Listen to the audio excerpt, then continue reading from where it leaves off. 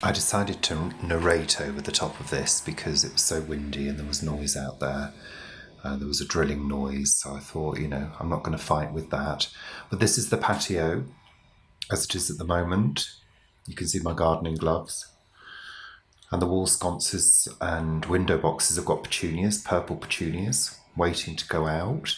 And they'll probably go at the front of the house.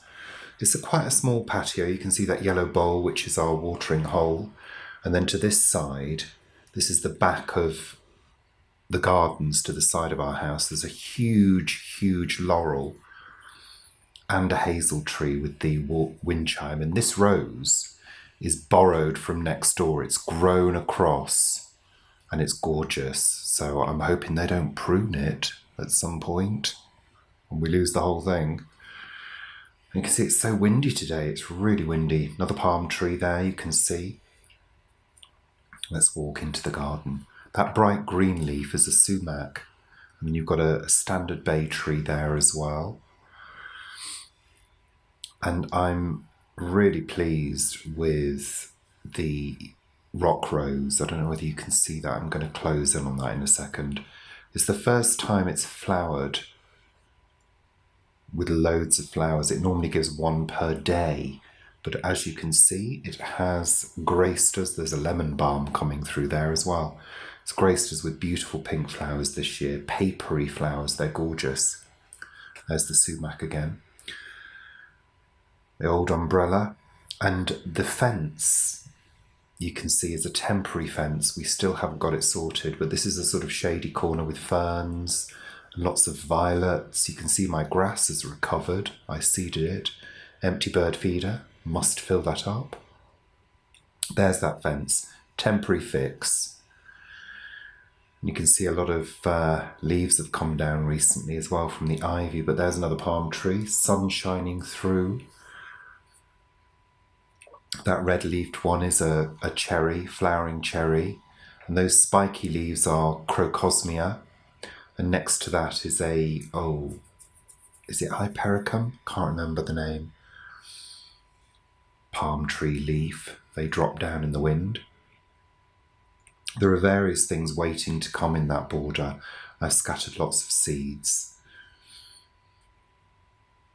Another palm tree.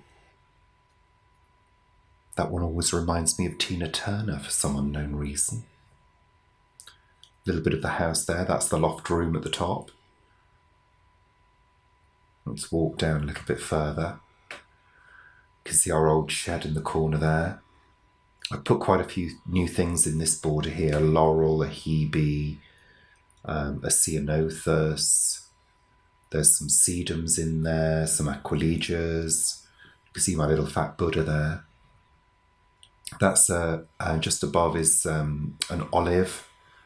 This is the wild section. We leave this to go wild at the end of the garden. You get lots of alkanet, euphorbia, various things. There's the olive again, which I'm cloud pruning. There's a choicea at the back. That's the neighbour's fence. You can see an eryngium there with the large leaves. There's a couple of sedums. There's some chameleon, which is a flower that turns red. Various things. You can see that grapevine by the top of the umbrella. There's a grapevine there which goes crazy. So we're walking back towards the patio, pleased with my grass, really recovering. So there you go. That's our little patio where we sit in the sun, and as you can see, it gets the sun. Gets a lot of sun during the day because we're south. I think we're south east facing, I think. And that's the sort of corner where I stash things. Shady corner.